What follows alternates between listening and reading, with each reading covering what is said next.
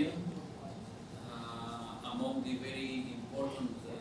members of the trade unions and representatives of the companies, which is somehow the way of how to remind you actually to not forget the rights of the workers and the positions and the papers you reach and that you should follow and should respect. But first of all, our story starts 3 years ago with SEMA. We were for a conference here in order to discuss about the directive of information and consultation, and normally the European Working Councils. Normally there are other directives which are very important in labor relations, industrial relations, and it is important to mention, to stress, to underline that some of Macedonian companies, most of the foreign direct investments, they are obliged to respect it, but it's happening something else. We do care about the relations with the employees. Normally there is general collective agreements, there is a sectoral collective agreements. In Macedonia we fully respect, but there it's right now there is a situation in Macedonia that Macedonia government and Macedonian economy in the process of access to European Union struggle for or fight for foreign direct investments. It is a still developing economy, and it is still, let's say, searching for a place in a global market. This produces a lot of problems, a lot of issues, not only for the Macedonian workers, but also for the Macedonian companies. And I must stress that maybe it would be a little bit strange presentation by my side that as a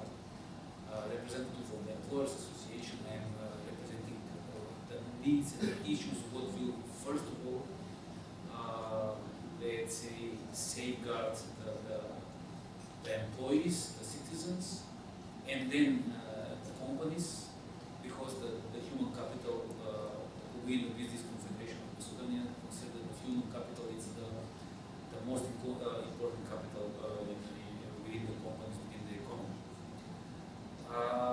We transfer as an employers organization. Actually, we transfer some of the directives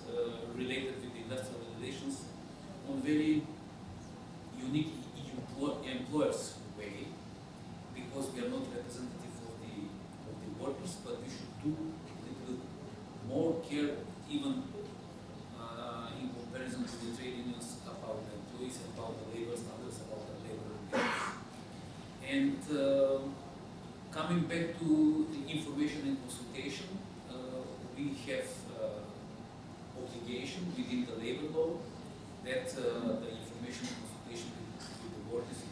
should be and it must be. The directive related with the 38 on the worker councils, we transfer in order to force the employers to understand, because I must explain that 90% of the companies, they are small and medium-sized companies, and they do not really understand what is the real benefit of fully, let's say, respect of labor standards or labor relations. And we do use some kind of bypasses, some kind of indirect links to the directive, to the industrial relations, using the occupational safety, health law, the European Working Council's law, collective bargainings, minimum wages, sectoral bargaining, but we are also using some models, some brochures, guidelines we are producing as HR compliance document we use. Normally the business ethical code, which is mostly related to the human rights relations with the employees, and normally anti-corruption, which also there is a possibility for corruption in human relations. For the multinational companies, which are very welcomed in Macedonia, but we address and we appeal that they should follow the laws and the directives they are already following in European Union countries or outside the European Union. That there is an existing multinational enterprises declaration. There is UN guiding principles. There is ILO declaration, and also all the documents, all the paper position by the Business Europe and the IOA, like business and human rights. But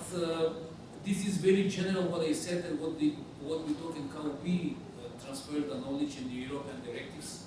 and the European industrial relations to Macedonian companies.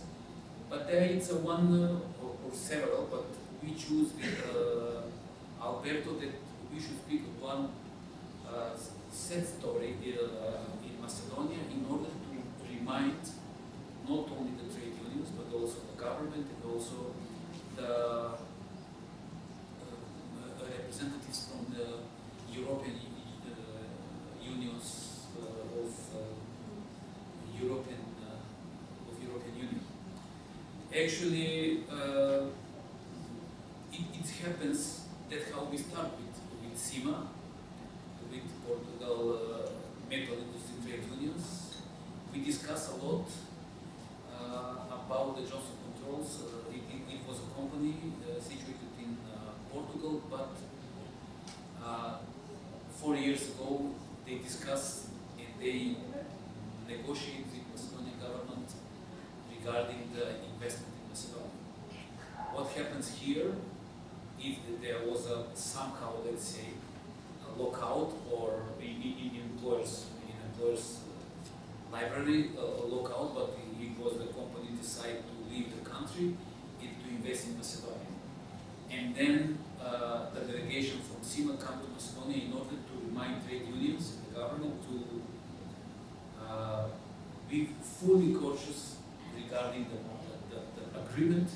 regarding the investment, and regarding the position and the deal with the employees within the company. I must say that not only that company I mentioned, but most of all foreign direct investment in Macedonia, investing in free economic zones or on a country level, there is a lack of respecting of European directives related to the industrial relations or collective agreement or general collective agreement on Macedonian level.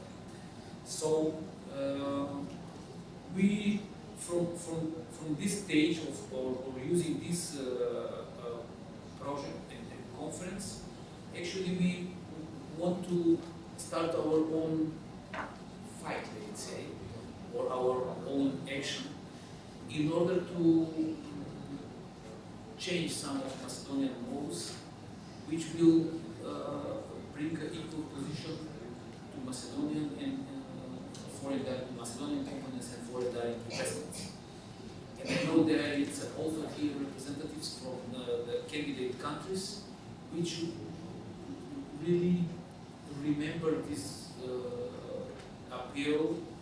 and to be much more focused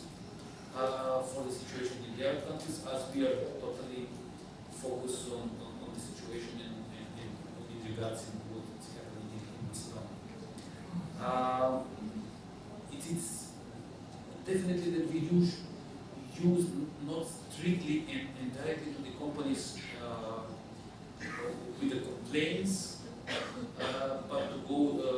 indirectly with the recommendation. I'm very happy to